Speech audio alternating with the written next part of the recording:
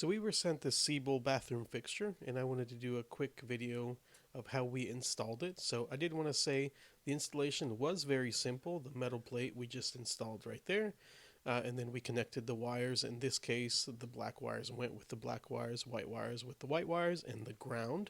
Now that being said, please consult the manual and an electrician if you're not aware of what you're doing. And then the base plate just mounts on with two screws right there, just super simple. And then what I really liked is that it's stainless steel, and also it is made with glass. The light fixture itself is glass, as you can see here. It wasn't just a plastic. Now it does not come with bulbs, so we had to install these bulbs ourselves. But as you can see, it fits the space really nicely, and it's a really nice light fixture, especially for the price. So I definitely recommend it. It will spice up your bathroom in no time at all. So I definitely recommend. Hope you enjoy this as well.